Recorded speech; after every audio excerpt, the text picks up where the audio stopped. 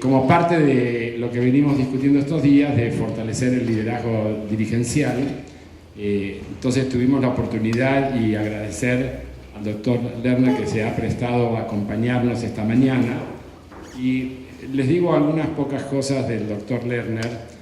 Roberto es un PhD de la Sorbona de París y de la Universidad Católica de Nimega, Holanda, articulista en diversos medios de comunicación acá en el Perú, en su campo de especialidad. Es profesor de la Pontificia Universidad Católica del Perú y del Colegio León Pinelo, y es un consultor también en el área de recursos humanos. Yo he tenido la suerte, la oportunidad de seguir algunas de sus presentaciones en YouTube, y realmente, Roberto, muchísimas gracias por el tiempo que te has dado y bienvenido, y acá todos oídos para escucharte. Muchísimas gracias, buenos días. Estoy seguro que ustedes han tenido un trabajo muy interesante y productivo, así que yo me voy a encargar en realidad de hacerles perder el tiempo. En realidad, si yo hubiera tenido que poner un nombre más exacto a esta conversación, hubiera dicho liderazgo entre Moshe Rabbeinu y David HaMelech, porque son dos personajes cuyo liderazgo, y algo estábamos hablando minutos antes de comenzar, son dos personajes alrededor de los cuales nuestro pueblo se ha construido.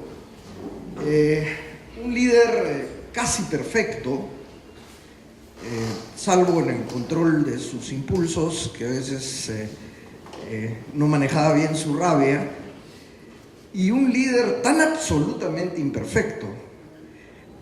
No cabe ninguna duda de que fue un personaje histórico. Nadie podría inventar a alguien tan fallado que no hubiera realmente existido. David hubiera podido ser un político en cualquiera de nuestros países, por supuesto. Entonces, la idea es poder establecer algunas cosas, y cuando hablaba de hacerles perder el tiempo, a veces uno dice, ¿qué hizo Hashem el séptimo día? ¿Qué hizo? No, pues, no descansó, porque teológicamente un Dios que necesita descansar deja de serlo ipso facto. En realidad, además, no es casual que en hebreo la raíz de Shabbat y la raíz de Shvita, que significa huelga, es la misma. Dios paró, y Dios paró para que no todo sea igual. Quizá es el mayor secreto de lo que significa el Shabbat. Y yo creo que los líderes, sobre todo ahora, deben saber hacer pausas. Hacer pausas es una de las cosas más importantes que puede, en mi opinión, hacer un líder. Me presento, soy psicólogo, pero me formé en realidad en ciencias duras para hacer investigación en inteligencia artificial, pero bueno, eso requiere de una constancia y una persistencia en los procesos atencionales que yo no tengo. Tengo un déficit atencional marcado, y por lo tanto terminé trabajando con personas en situaciones más bien clínicas. Quizá la parte más difícil de mi trabajo, porque yo hago mucha intervención en crisis, es cuando converso con un adolescente de 16 años que llora desconsoladamente porque sabe que no tiene mucho tiempo de vida, y luego estar con un adolescente de la misma edad que llora desconsoladamente porque el chico que quería que la invite al baile de promoción no lo hizo, y yo debo respetar ambos sufrimientos por igual. Quiero comenzar con una excavación que se hizo en el norte de Israel de la cultura natufiense, estamos hablando de hace 12.000 años, y encontraron el esqueleto de una mujer enterrada con 50 caparazones de tortuga, la pelvis de un leopardo, un pie humano deforme. Obviamente se trataba de una mujer poderosa, probablemente una chamán o una vidente, alguien que podía decir qué va a pasar en el futuro y cómo se ayuda y cómo se conocen las cosas.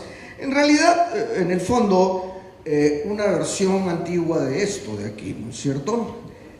Seguro algunos reconocen algún gurú de los que nos dicen cómo hacer las cosas, cambian más o menos como las dietas y generan un newspeak que predomina en muchas organizaciones y que hace perder mucho tiempo. Después voy a tocar ese punto.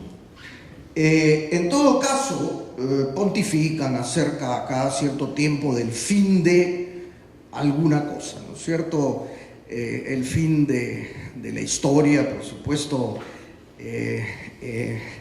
Fukuyama hizo creer a mucha gente que las ideas nacionales o las identidades habían desaparecido. Yo creo que me quedo con el choque de las civilizaciones. Creo que es un gran error haber pensado que las identidades iban a desaparecer. Y hay, por cierto, otro tipo de personas, pero quiero comenzar con una anécdota. Estábamos esperando al catedrático que iba a dictar el primer curso que yo tuve en la Universidad de Ben Gurión de estadística. Y con un amigo llenamos la pizarra, en ese momento era pizarra, de guarismos y de símbolos que no querían decir nada. En realidad queríamos ver qué iba a hacer este profesor. Él llegó, se rascó la cabeza, digo, ¿quién ha hecho esto? Y levantamos la mano, quienes lo habíamos hecho, y nos dijo, pasen al frente. Y nos dijo, miren, el universo está lleno de manifestaciones y nuestra mente quiere, necesita, desea que tengan un significado. A veces tienen un significado, a veces no. Si no lo encontramos nosotros, pedimos a una mente más brillante que nos lo explique, pero hay una diferencia entre señal y ruido, y yo les voy a enseñar a diferenciar entre la señal y el ruido, que es otra de las grandes tareas que tienen los líderes, ¿no es cierto? Claro, en ese momento, ni él ni nosotros sabíamos que iba a ser el Premio Nobel de Economía el año 2002, Danny Kahneman. Tuve la suerte luego en la Universidad Hebrea de Jerusalén de estudiar con él y con Amos Tversky. Yo les recomiendo especialmente este libro, que creo todo líder debe leer, no porque tenga muchas recomendaciones sobre liderazgo, sino porque enseña cómo la mente funciona, no cómo debería funcionar, sino cómo funciona realmente, ¿no? Y por alguna razón la economía comportamental tiene una sobre representación de correligionarios, y no en vano, porque creo que la esencia del judaísmo es conciliar la razón y aquello que no se basa tanto en la razón. Ese es un libro espectacular, el único que él ha escrito de difusión, porque el resto de sus escritos son esencialmente cuestiones técnicas. Y claro, están los que hacen, ¿no? Los que producen resultados, los que logran, buenos o malos, entender cómo funcionamos las cosas. Quisiera regresar al Tanaj, y ustedes tienen dos versiones de la creación del mundo ahí nomás, en las 2-3 primeras páginas. Una es un Dios que se levanta un día un poco aburrido y comienza a crear cosas y a hacer categorizaciones, ¿no es cierto? Divide, ordena. termina invocándonos a los seres humanos a conquistar, a dominar, a controlar. Y luego inmediatamente viene una versión más artesanal de la creación, en donde Dios usa sus manos y toma barro y despide su respiración y genera una situación de tipo ético, ¿no es cierto?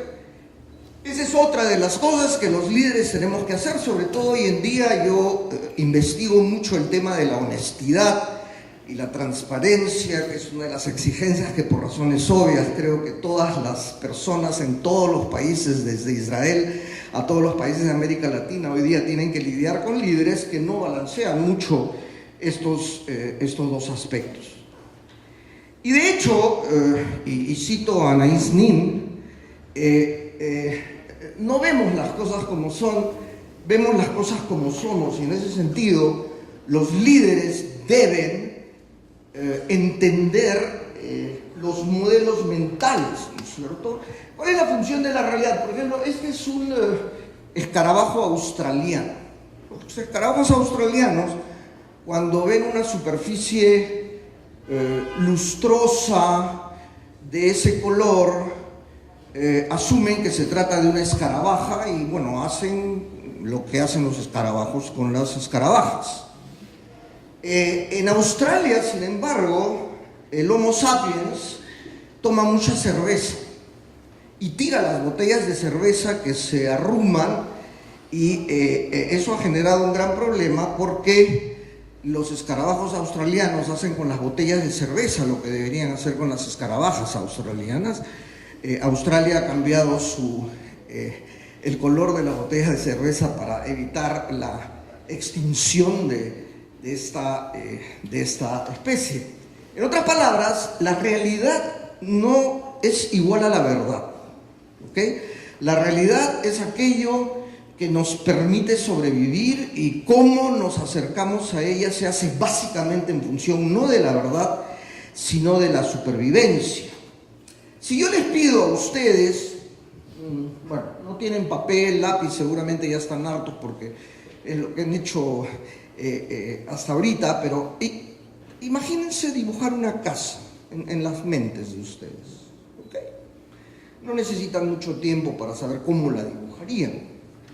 Como yo tengo acceso a todo tipo de dibujos por razones obvias, es así como dibujan los niños de 6 años, y podría apostar una buena cantidad de dinero que si ustedes hubieran dibujado casas, hubieran hecho exactamente algo así. Y ustedes son líderes, seguramente con formaciones académicas y profesionales. Entonces uno dice, el tiempo pasó por las puras. Sin embargo, eso es un modelo mental. Ni siquiera tiene que ver con la realidad, porque a menos que no me lleven a los Alpes suizos, casas así, digo, no hay muchas, ¿no?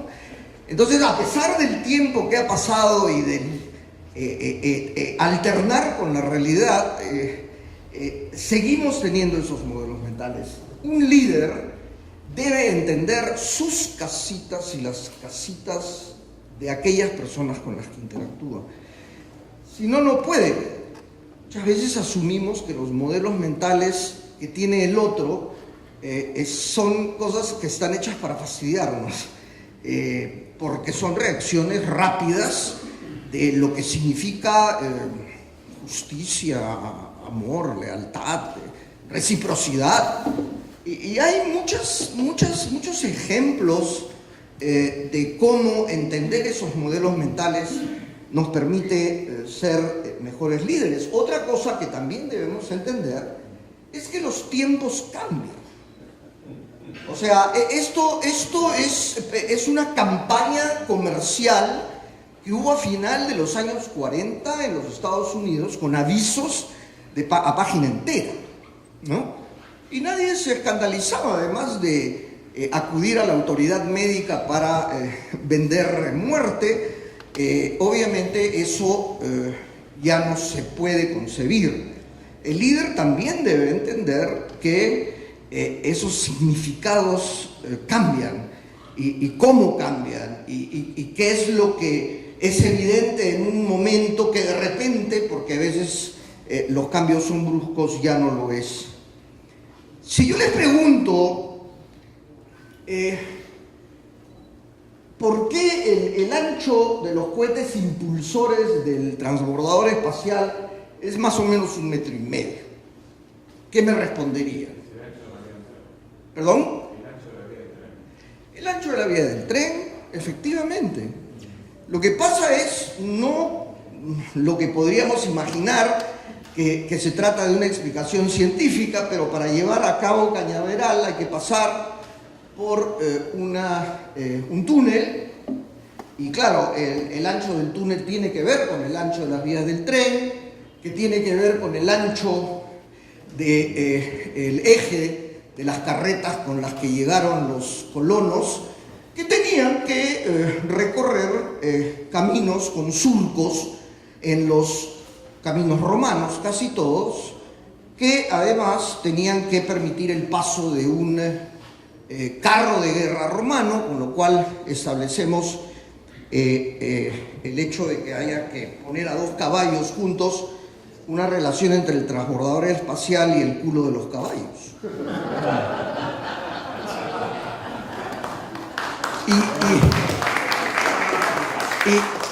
¿Por qué he puesto esto como ejemplo?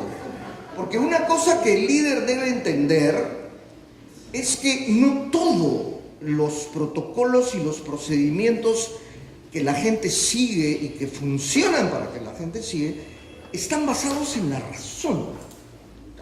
Muchas veces son cosas que están ahí y nadie puede, aducir demasiada filosofía. Por ejemplo, yo ya tengo esto hace un buen rato, digamos que quiero subastar mi camisa, le pones un precio base, por favor. 10.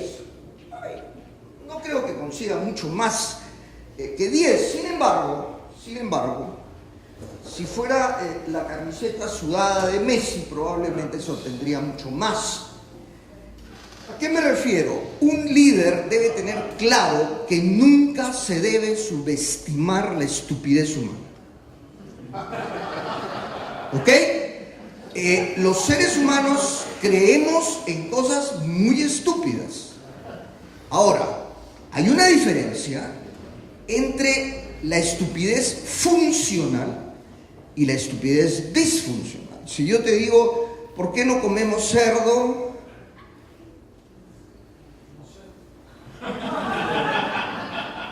Claro, porque cualquier cosa que me digas va a ser una estupidez. Ok. Sin embargo, es una estupidez funcional porque genera identidad, pertenencia, diferenciación. Hay otras estupideces que son disfuncionales y los líderes tienen que saber distinguir entre la estupidez funcional y la disfuncional. Además, la mente humana genera significados. Este es un caso muy famoso. Había un señor Van Meegeren que vendió muchas obras de arte a los nazis. En este caso, vendió un Vermeer a Goebbels. Y después de la guerra, al haber vendido un tesoro nacional a un enemigo, bueno, pena de muerte. Entonces le dijo, no, espérense, no era un Vermeer, yo soy un falsario. Pero, oiga, este cuadro es un Vermeer, no es un Vermeer. Y si ustedes me dan 6 meses con un montón de alcohol y de heroína, en la cárcel yo voy a pintarles un Vermeer.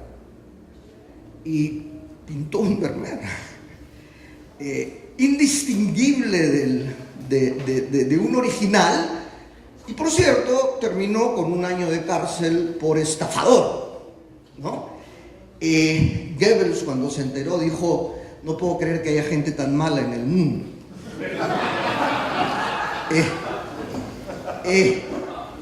En todo caso, lo que los líderes deben entender es que nuestra mente es una mente paleolítica que funciona en circunstancias modernas, y que lo que tenemos que entender no es tanto la mente de Einstein, sino la mente de Homero.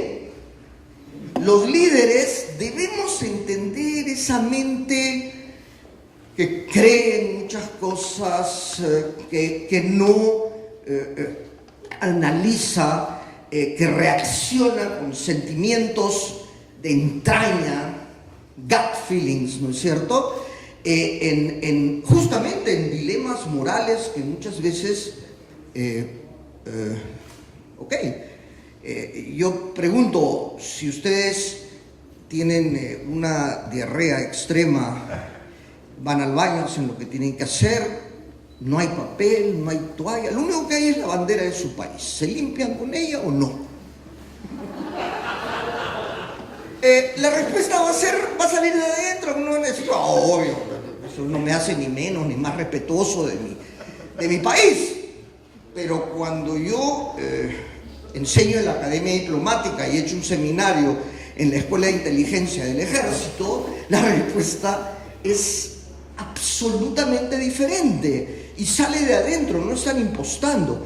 Y no es que ellos se han convertido en eso, sino porque piensan así, es que han escogido ser diplomáticos o militares. Entonces, conocer esa mente primitiva, esa mente cincoañera, que no tiene todavía DNI, es algo muy importante.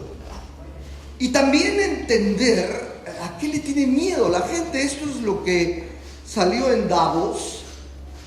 Y es interesante porque hay miedos que tienen que ver con qué pasa cuando los de afuera se meten en nuestros espacios, y el miedo que tenía Asterix y los suyos, ¿no?, de que se les cayera el cielo encima de la cabeza. Entender cuáles son esos miedos y qué significan es importante, porque al final hay un punto bien interesante.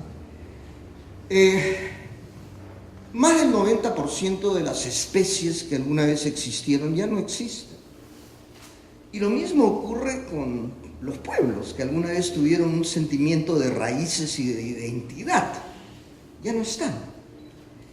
Creo que la gran inteligencia judía fue presentar un cuento extraordinario que en realidad le ha pasado al 99% de los pueblos que alguna vez existieron, como si solo nos hubiera pasado a nosotros, lo cual es ciertamente un logro muy especial. Pero ¿cuáles son las condiciones de excelencia? ¿Qué sociedades son las que a lo largo de la historia han funcionado mejor? Ese es un libro de Charles Murray. Es un hombre muy conservador, para mi gusto, pero muy interesante, y él señala 4 cosas. Relativa prosperidad. Relativa, no hay demasiado, hay lo suficiente. Relativa libertad y apertura. Las sociedades abiertas y democráticas tienden a producir más excelencia. Una meritocracia, tú puedes llegar alto, no importa de dónde vienes, si eres bueno, pero sobre todo la existencia de mentores. Es decir, el pintor que descubrió a Miguel Ángel tuvo claro a los 10 minutos que iba a ser mucho mejor que él, y sin embargo lo siguió apoyando. Yo creo que otra de las virtudes de los líderes es saber detectar la excelencia entre los liderados y promoverla. Porque si hay algo que daña, y tenemos ejemplos permanentes, es esa incapacidad de pasar la antorcha a los próximos líderes. Hay un deseo muchas veces de quedarse eternamente y de pensar que hay personas que son insustituibles, y yo creo que un líder, un buen líder, tiene también que ser un mentor. Eso en el Perú especialmente lo hemos vivido con mucha fuerza. Entonces, para mí el liderazgo, al final, consiste en crear historias, en crear relatos, en crear cuentos que compiten, y evaluar esos cuentos y entender cuáles son más poderosos y lograr que una historia se convierta en predominante, que se convierta en un modelo. Al final, más allá de todas las capacitaciones en liderazgo, creo que el saber contar historias, buenas historias, es lo que hace a un líder. Especialmente además si es judío, ¿no es cierto? ¿Y cuáles son los elementos de esas historias? Es que generan identidad personal, identidad grupal, tienen que ver con el pasado y con el futuro, tienen que ver con el mal y con el bien. Y generan preguntas que tienen que ver de dónde venimos, hacia dónde vamos, cuán lejos estamos, qué precios pagamos. Siempre, permanentemente. Y esas buenas historias lo que ofrecen siempre es comida para el pensamiento, pero no solamente para el pensamiento, para el corazón y un mínimo de seguridad de parte de nuestros liderados. Pero hoy en día hay mucha turbulencia. Y hay cosas que un buen líder debe tener claro cuando no funcionan los protocolos habituales para resolver conflictos. Y tiene que aceptar adaptaciones dolorosas, que pueden significar pérdidas reales, y tener mucha paciencia para entender al contrincante, al interlocutor, al enemigo, aceptar que algunos de los suyos lo consideren un traidor. Todo líder debe estar dispuesto y aceptar que algunos de sus liderados lo van a considerar un traidor. Entender cómo van a vivir los que van a perder también al frente, con quienes estamos negociando, saber anunciar resultados. Y obviamente aceptar que no todo lo que querían los ancestros, los fundadores, se va a poder obtener.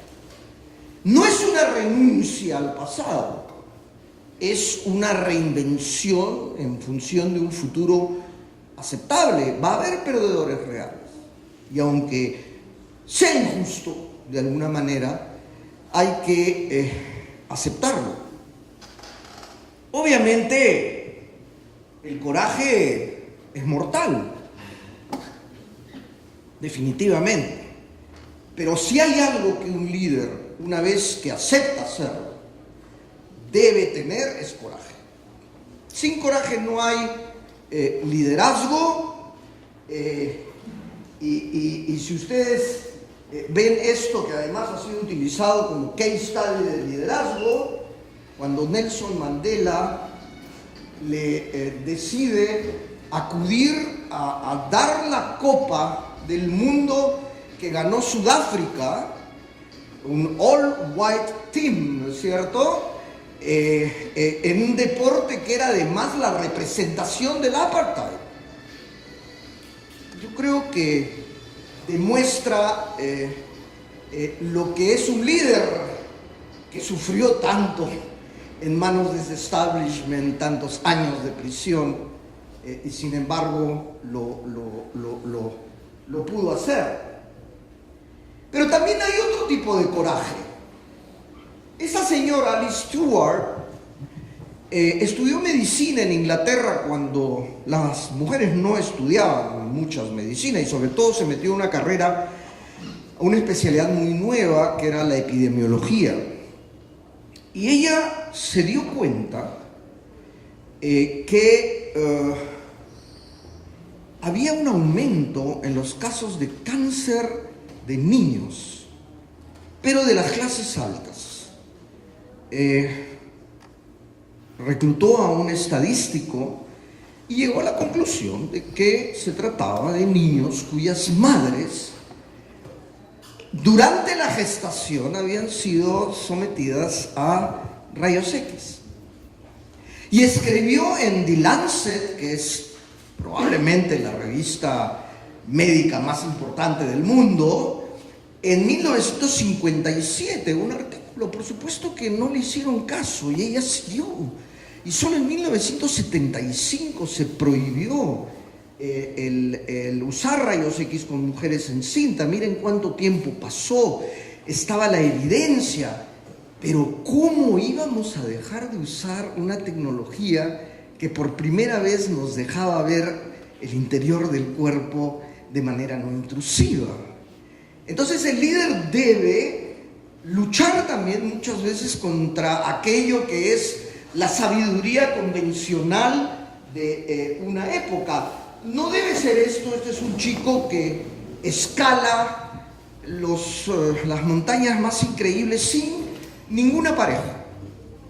Ninguna pareja. Es un tipo que está a punto de morirse todo el tiempo. Pero tiene en la amígdala cerebral una pequeña lesión que en realidad le impide sentir miedo.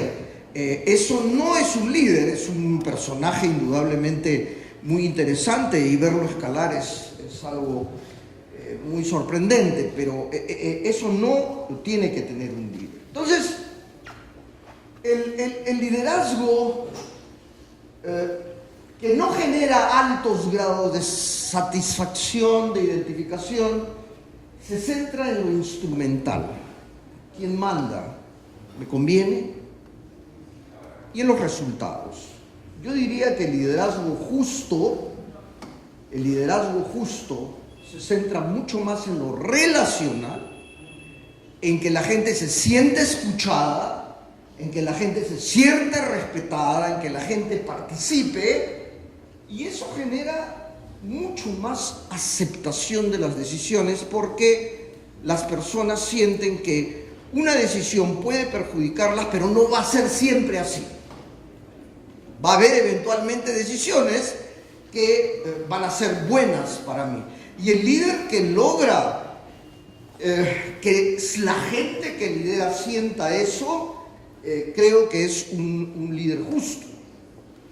Y lo que es importante para el líder, además, es conocer bien cómo funciona la mente en situaciones cotidianas. No es casual que el año 2015 el reporte del Banco Mundial estuvo dedicado íntegramente a las cuestiones psicológicas, a las dimensiones no numéricas, porque hay un colchón de convicciones, los modelos que yo les dije, que dependen de la mente, de la interacción entre las mentes. El estudio científico de la vida cotidiana sirve para el diseño de políticas públicas.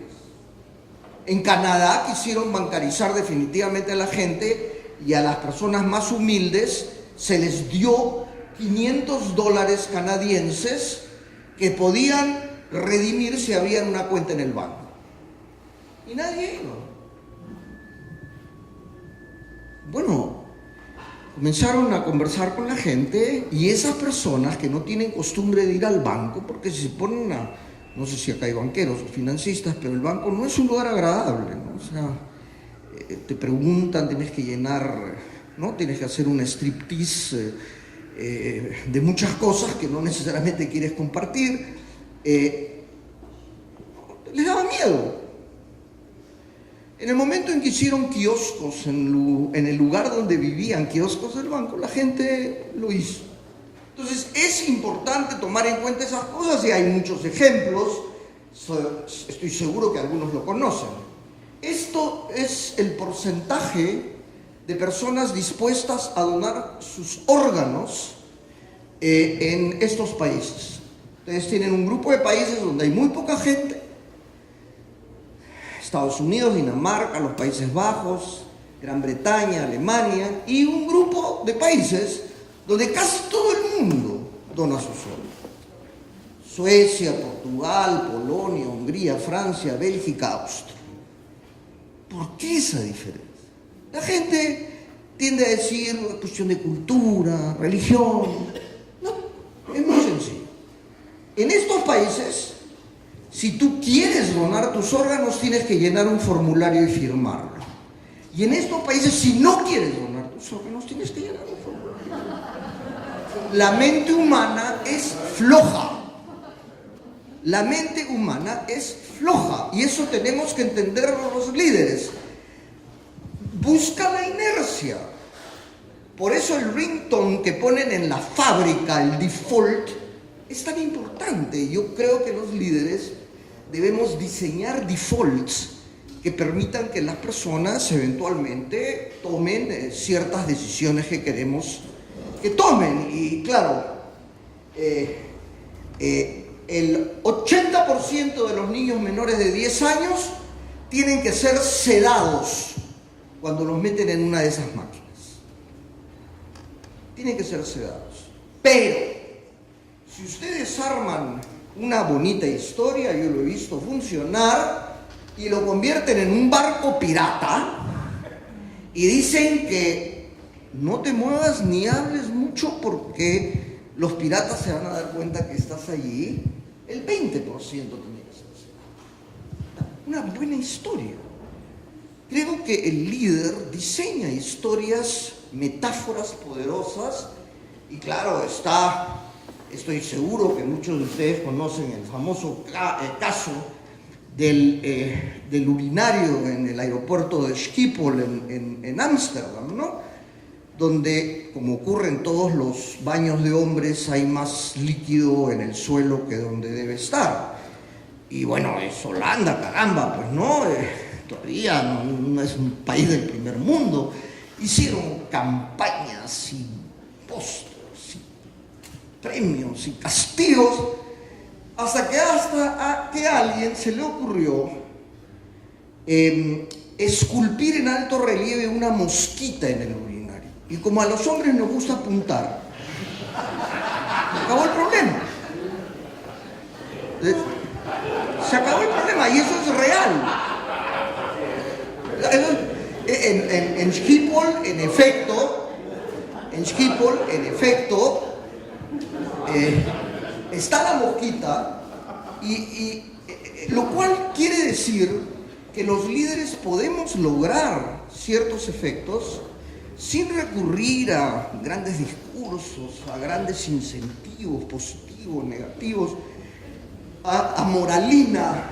Hay una parte de nuestra actividad que consiste un poco en eso. Quiero, sin embargo, hablar de algunos obstáculos al liderazgo que deben, creo yo, ser tomados en cuenta, porque las reglas de juego han cambiado en algunas cosas de manera muy importante, y permítanme hacer un recuento de estos obstáculos.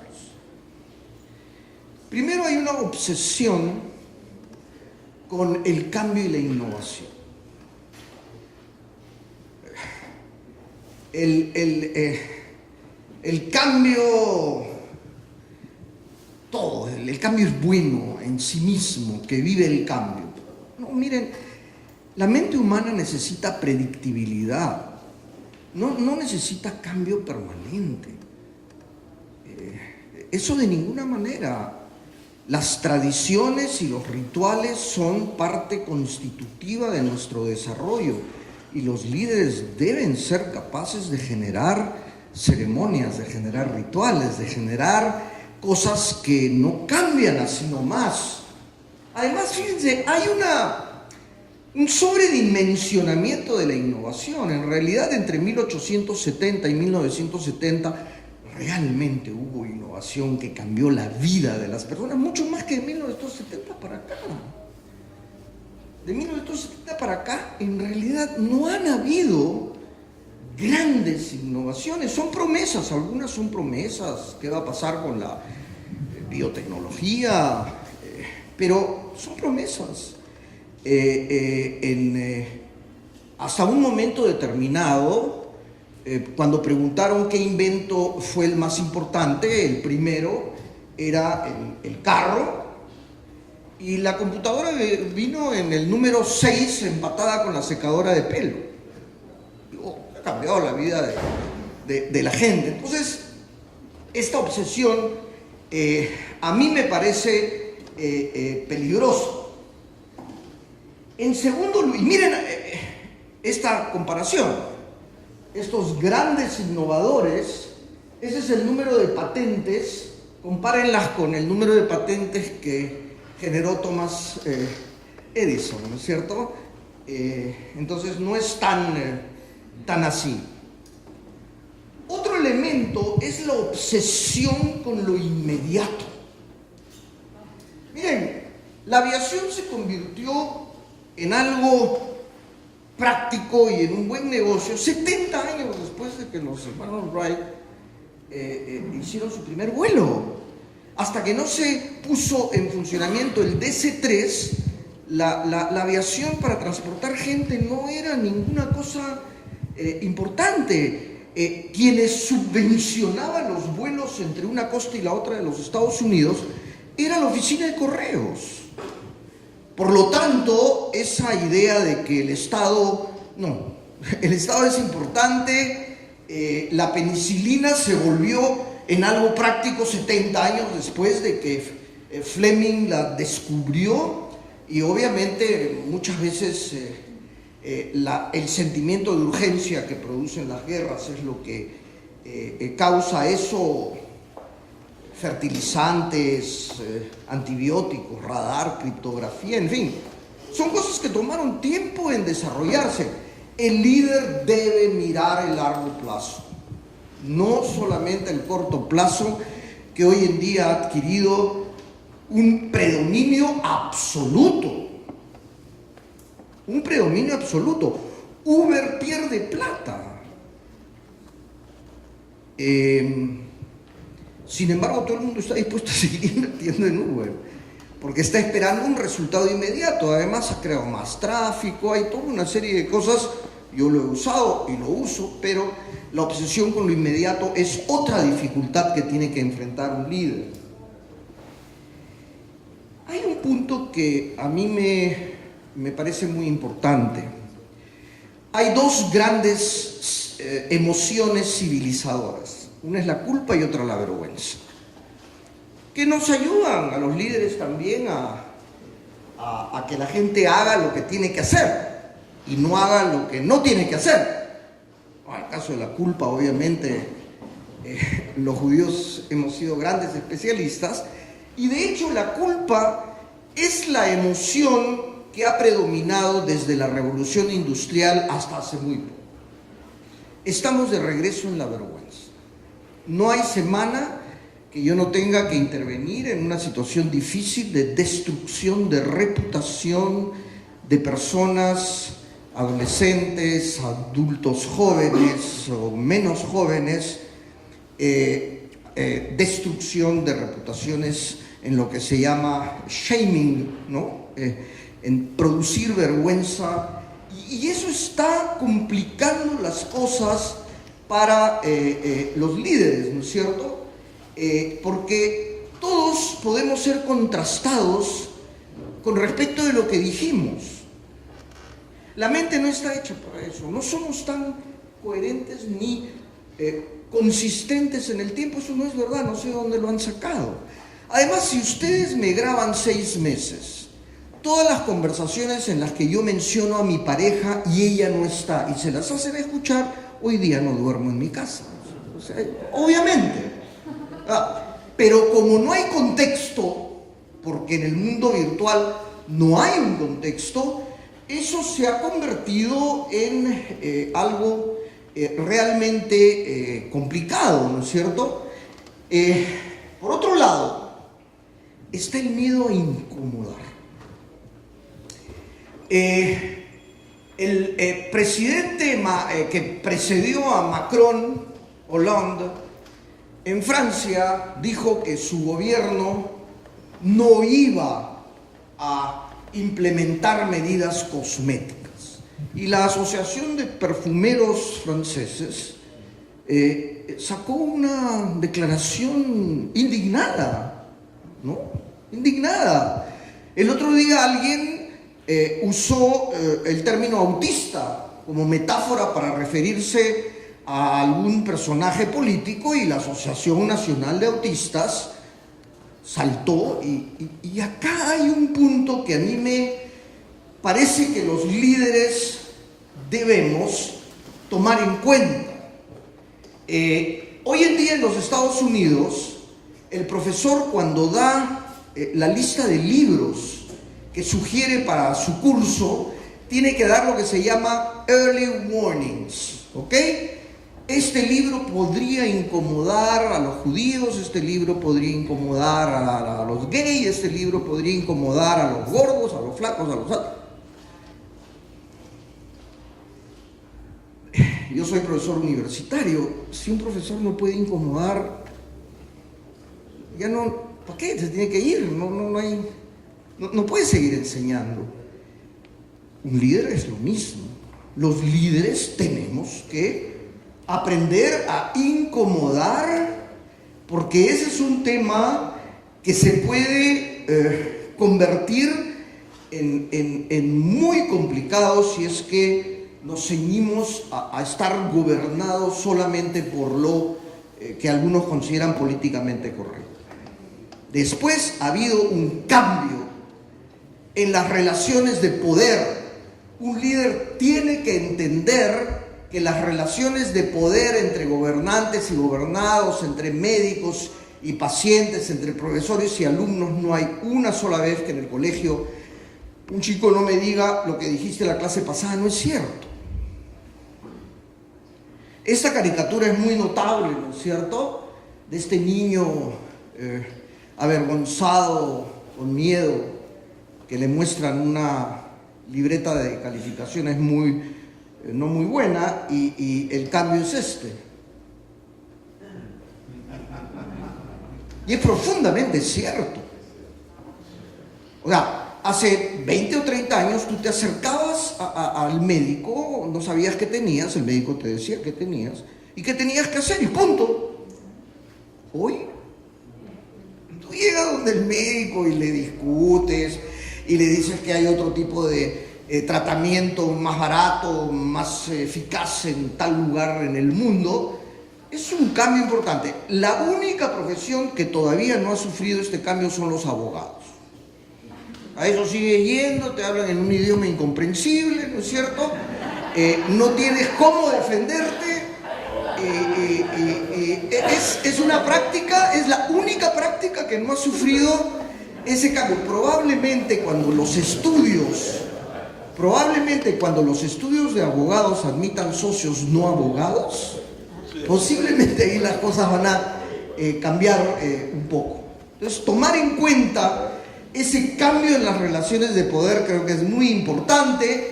Y miren, ¿alguien reconoce alguno de estos? ¿No? Germán. Ok, en efecto. Estos jóvenes son youtubers. Interesantemente, ese es sueco, ese es español, ese es guatemalteco, Fernán Flo, este es un chico brasilero, y el sueco es el único no luso hispanoparlante. Y esas son las edades y el número de seguidores que tienen, ¿no? O sea, 33 millones, 60 millones, 26 millones, ¿ok? Yo tengo ya muchos pacientes que son youtubers y tienen 4.000, 5.000, 10.000 seguidores. Los millennials es ya otra generación. Están llegando en el mercado de trabajo chicos de 21, 22 años. Los millennials querían hacer un negocio para vender, rapidito. Google, alguna cosa. Esos chicos no quieren hacer ningún negocio. Ellos son su propio producto. Ese es un tema muy importante, ese es un cambio realmente muy importante. Entonces, hay muchas de las cosas que los líderes asumimos como muy importantes, debemos tomar en cuenta esto y eventualmente usar también esos medios de manera inteligente. Hay un colapso de la validación contra el que los líderes tenemos que lidiar. ¿Okay? Está en internet, es cierto.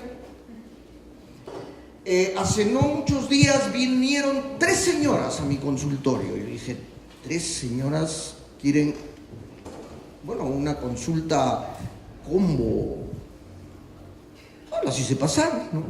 ¿Sí? Somos el comité organizador del viaje de promoción del colegio de nuestros hijos, ¿ya? Y tenemos un grupo de WhatsApp.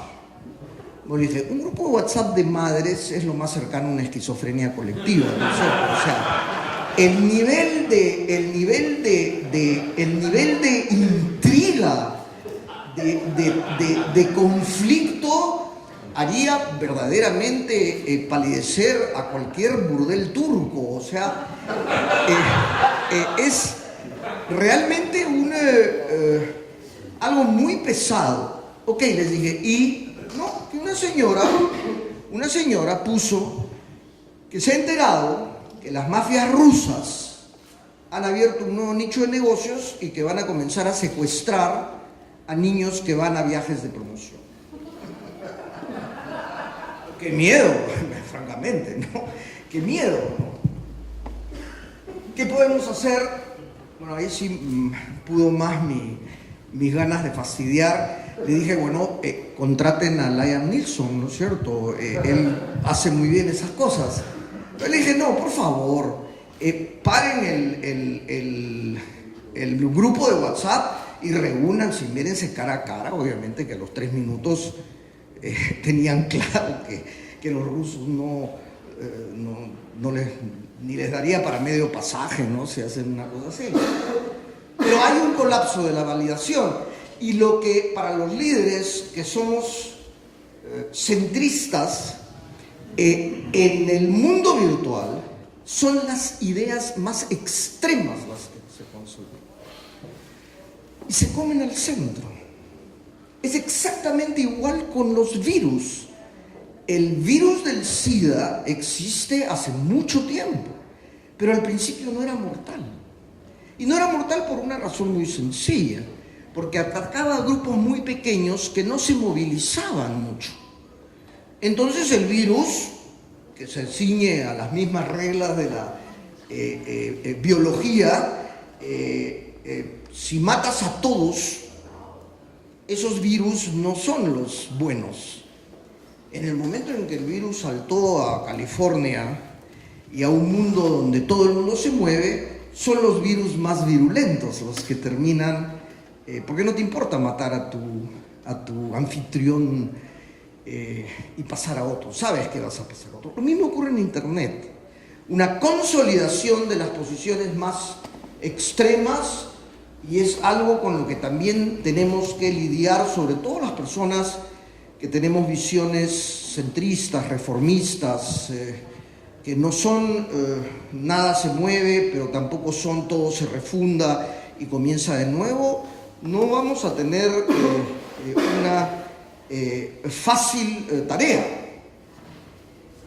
Otro obstáculo es que se ha tendido en los últimos años a maltratar a 2 audiencias, hablando de cambio y conservación.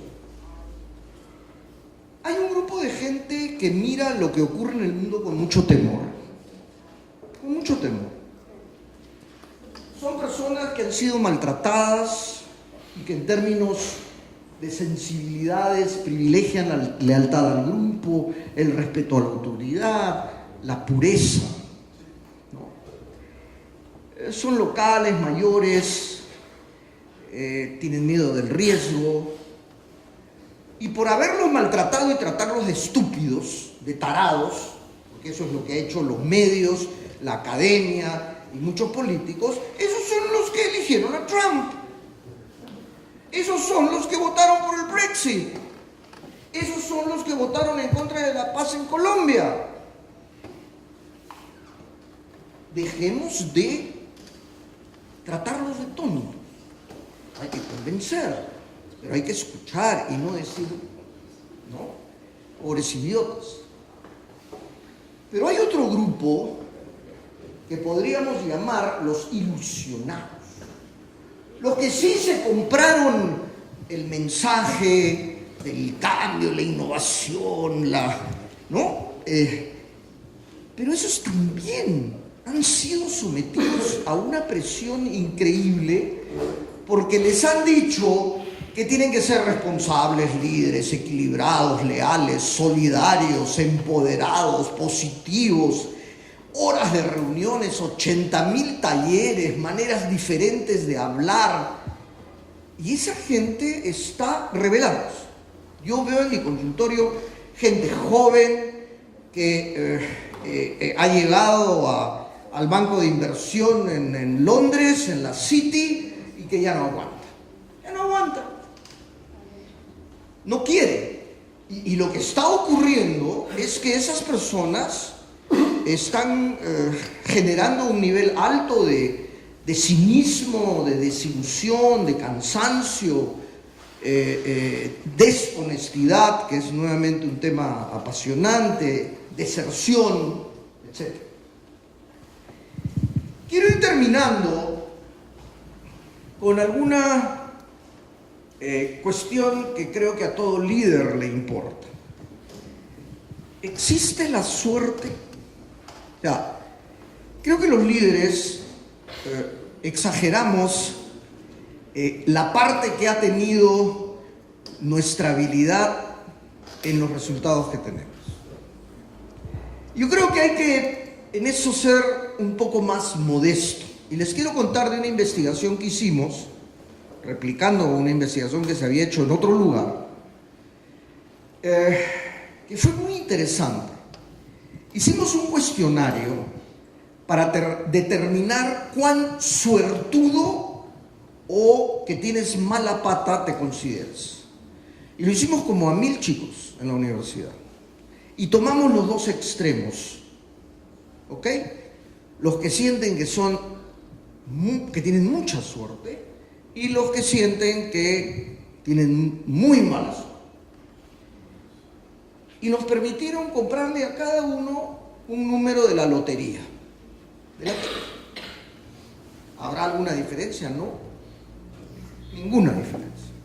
Pero les dimos a los dos grupos la misma tarea, que consistía en contar el número de fotos que tenía la edición dominical del Comercio, que es el diario más importante en el Perú y que es considerablemente, digamos, de muchas páginas. No es fácil contar las fotos, porque no hay una equiprobabilidad en la manera que se distribuyen, ¿no es cierto?, ni en la página, etc. Y la universidad nos permitió comprar en la página 10 un aviso, cuarto de página, que decía bien clarito, con un texto: para de contar, hay 82 fotos.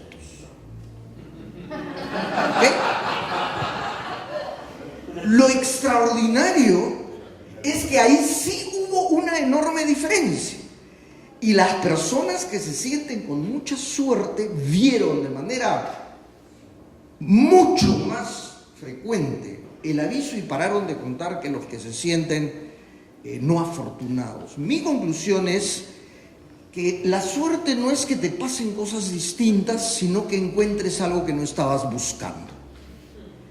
El líder, creo que en ese sentido debe tratar siempre de, ok, estoy buscando fotos, pero también en el rabito del ojo puedo ver texto. Esa atención flotante que deja entrar información y cómo utilizarla, creo que también es algo que uno puede entrenar. Eso sí se puede entrenar. Y es realmente algo muy útil. Y yo les dejo 3 preguntas. ¿Qué hacemos cuando en el conflicto no se distingue entre qué eres y lo que piensas? Creo que en los últimos años es difícil la gente no quiere distinguir entre lo que uno es y lo que uno piensa. Y en el conflicto y en la contrastación es muy importante entender que una cosa es quién eres y otra cosa es lo que piensas. Esta confusión está haciendo, creo yo, muchísimo daño. ¿Qué pasa cuando, por proteger la identidad de grupos, se recorta la libertad? Lo que dije, el ejemplo que di de autista, de cosmético, o sea, ok, yo lucho por el reconocimiento de los derechos de grupos que no son mayoritarios, pero jamás aceptaré que eso recorte mi libertad ni la libertad en general, porque ahí estamos muy cerca del Big Brother is watching you. Finalmente, ¿qué hacemos cuando demasiadas personas no creen que van a vivir mejor que sus padres? Porque eso está pasando. Y está pasando más seguido de lo que nos imaginamos. Quiero terminar con algo de sentido del humor que de repente puede servir. Hay un dicho judío que a mí siempre me ha impactado. ¿Quieres saber qué tal padre fuiste? No me traigas a tu hijo, tráeme a tu nieto. Es realmente muy profundo. ¿Quieres saber qué tal líder fuiste? No me traigas a tu liderado, tráeme al liderado de tu liderado. La continuidad es algo absolutamente central. Después hay un dicho chino: ¿quieres ser feliz un par de horas? Chúpate unos tragos. ¿Quieres ser feliz unos añitos? Enamórate. ¿Quieres ser feliz toda la vida? Conviértete en jardinero. Yo creo que la jardinería es una muy buena metáfora de liderazgo sostenido. Para terminar, un chiste. Dicen que un rabino joven invitó a comer a Shabbat a sus colegas y al terminar la comida se dio cuenta que no estaba su reloj. ¿Qué hago? Sentía profundamente incómodo, así que llamó a un rabino con más seniority. Le dijo: Rabbi, ¿qué hago? Invítanos de nuevo próximo viernes a Shabbat y léeles los 10 mandamientos. Vas a ver que cuando llegues a no robarás, algo va a pasar. Rabino, qué sabio, ¿no? Se olvidaron del asunto. El rabino más viejo dijo: qué raro que no me llama a contarme cómo le fue. Y entonces lo llama y le dice: Rabbi, Rabbi, sí, es que, mire, no, cuando llegó la parte de no robarás no pasó nada, pero cuando llegó a la parte de no codiciarás a la mujer de tu prójimo, recordé dónde había dejado mi reloj.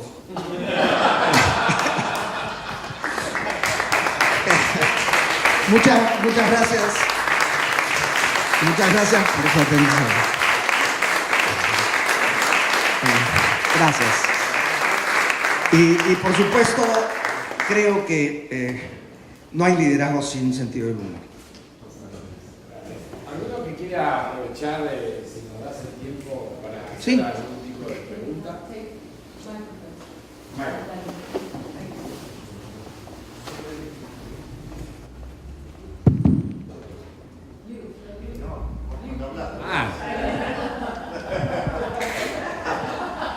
There is any questions?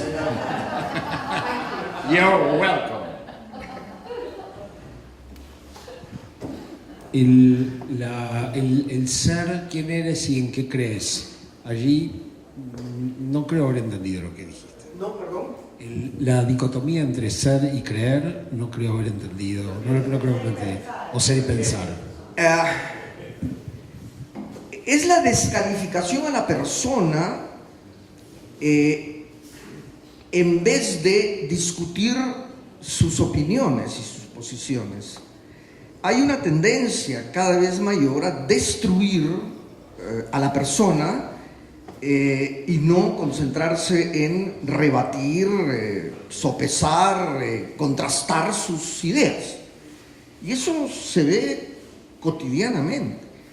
Es decir, no es porque tú piensas que debe haber más estatización o menos estatización, es porque tú eres un cual por cual. Y como hoy en día tenemos el registro, si ustedes se han tomado la molestia de hojear los periódicos o ver un ratito la tele, saben que hoy en día en el Perú se está viviendo una situación en la cual ya no sabes si se trata de las posiciones de las personas o de lo que son.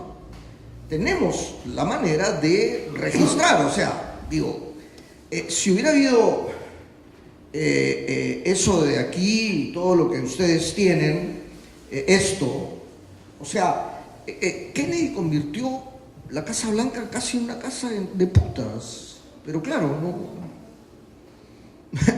no había esto, ¿no?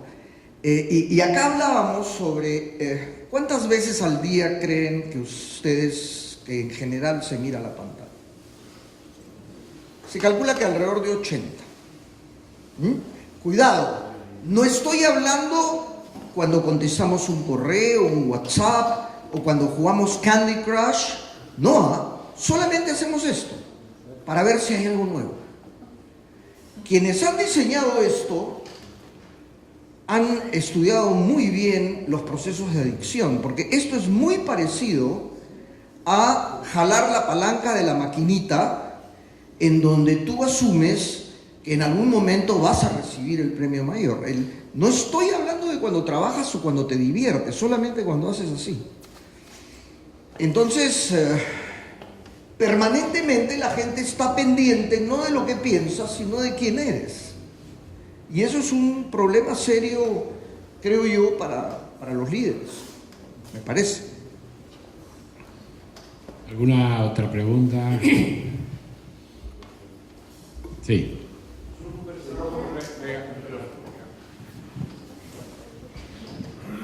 Hay un tema que no tocaste, y obviamente no sé, hay muchos temas que quedan sin tocar en una charla como esta. Yo te felicito, me encantó, realmente extraordinario. Además, eres muy buen charlista.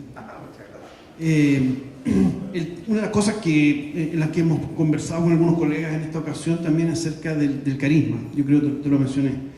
Y una de las dudas que todos tenemos, si el carisma es algo con lo que se nace o que se puede aprender. Pero todos estamos de acuerdo que el carisma es algo que atrae, ¿no? Líderes carismáticos, espirituales o guías comunitarios, líderes comunitarios, necesitamos carisma. Entonces la pregunta es, para ser un guía carismático, ¿es posible aprenderlo o es algo con lo que se nace? Mira, vivimos en una época en donde, además del poder que tienes, la gente evalúa cuán agradable eres. Porque además eso se puede compartir. Y creo que esa dimensión del carisma, que es la presencia agradable, es muy importante. No va a hacer que cometas menos errores, pero va a hacer que te perdonen los errores cuando los cometas. Eso también es algo muy importante para un líder, ¿no es cierto? Es más, yo tengo datos de cuando tú cruzas agradabilidad con poder, generas 4 situaciones, ¿no es cierto? Los agradables impotentes, los agradables potentes, los desagradables impotentes y los desagradables potentes. Y yo sí creo que ese es un punto que hay que tomar en cuenta. Pero el carisma para mí es la capacidad de estar, combinando esas dos cosas, es decir, la compasión con la autoridad. Y cuánto eres bueno contando historias de esa manera, la presencia. Yo recuerdo mucho que cuando se enfrentaban Gladstone con Disraeli para primer ministro, hay una señora que salió de manera sucesiva con los dos y le preguntaron, ¿y qué tal? Y entonces ella dijo, cuando con Gladstone me sentí con el hombre más inteligente de Inglaterra. Y con Disraeli me sentí la mujer más inteligente de Inglaterra. ¿No? Y obviamente Disraeli ganó, ¿no es cierto? Sí, el carisma es importante. Yo pienso que hay gente que lo tiene más, definitivamente, hay gente que lo tiene más. Pero también creo que el reflexionar sobre cómo somos y el aceptar lo que somos y el usar lo que somos para propósitos positivos es lo que de alguna manera te puede dar carisma. Pero hay gente decididamente que lo tiene más que otras personas, eso creo que es indudable. Ahora, yo prefiero, fíjate, como imagen de liderazgo, yo prefiero, si tengo que pensar en un avión, no en el piloto, sino en la tripulación de cabina. A mí me gusta esa metáfora para un líder. La gente de tripulación de cabina realmente tiene que manejar situaciones sumamente... está con la gente y tiene que mostrar a veces, poner en su sitio, y de repente alguien se les muere en el viaje, y hay esa gente pesada que se infantiliza en un avión, y hay la gente que no lo es. Los terapeutas físicos también, o sea, más que los médicos, yo creo que son los enfermeros y los que están con la gente, que hacen una gran diferencia. Ese tipo de carisma creo yo que puede complementar el que nos tocó en suerte tener desde el inicio. Pero es en efecto un punto importante. Bien, ¿alguna última pregunta para cerrar? ¿No? Sí. Primero, muchísimas gracias, realmente un placer. Yo me pregunto acerca de la crisis de los liderazgos, porque realmente estamos en una época donde tenemos una gran crisis de liderazgos. De manera, algo fuiste describiendo, me gustó mucho, pero de alguna manera también de liderazgos sorpresivos, diría, lo llamaría así, donde la elección de los líderes es la elección de los líderes que no esperábamos, que no era lo consensuado, digamos, lo que parecía, y es un síndrome mundial, digamos, ¿no? Este vínculo entre estos dos elementos, la crisis del liderazgo, los líderes no esperados, ¿qué nos enseña? ¿Qué aprendemos de eso? Lo que aprendemos es la importancia de reforzar la institucionalidad. Lo que pasa es que, por un lado, es cierto, ¿no? Si uno compara, pues, no sé, uno dice Golda, Ben Gurión, Begin, o sea, uno puede estar de acuerdo o en desacuerdo, pero eran grandes líderes que estuvieron dispuestos a sacrificar muchas cosas y que vivieron vidas, digamos, austeras, y se murieron austeros, ¿no es cierto? Claro, uno tiene miedo de decir, sí, porque en mis tiempos era mejor, también eso no necesariamente es cierto. Pero en términos de dimensión de líder, yo sí creo que hay una crisis de liderazgo. Y hay una crisis de liderazgo porque los líderes están pensando en cuánto van a cobrar por charla cuando termine su periodo. Esa cuestión de inmediatez es un punto central. Necesitamos líderes que piensen en el largo plazo, y cada vez hay menos... Y no en ellos también, efectivamente. Es que la mente está hecha para el inmediato, y lo inmediato siempre somos nosotros. Nuestro bienestar, si vivimos o morimos. El mediano plazo está siendo un problema, creo que tiene que ver con la crisis del liderazgo. Por el otro lado, los improvisados, los marginales, los outsiders, están comiéndose una parte de la institucionalidad, porque hoy en día pueden saltar a la fama mucho más rápido que antes, y no No porque antes no haya habido improvisados, ¿no es cierto? O sea, finalmente Hitler fue un improvisado, que además fue elegido en elecciones democráticas. Pero sí creo que ese es un problema, sin idealizar el pasado. Creo que el nuevamente fortalecer las instituciones y pensar en el largo plazo. Pero no veo que estén surgiendo, por lo menos se están poniendo de moda qué tipo de líderes. Están poniendo de moda el señor Putin, que no saben la cantidad de gente que admira y envidia al presidente chino. Cuando uno los compara, yo he escuchado, con los líderes de los otros países, los otros parecen, pues, o sea, no tienen poder, light. Eso es una lucha. No creo que sea simplemente una cuestión de poner y sacar, eso es una lucha. Bien, les agradezco mucho, de verdad ha sido un placer estar aquí. Roberto, muchísimas gracias. Muchísimas gracias.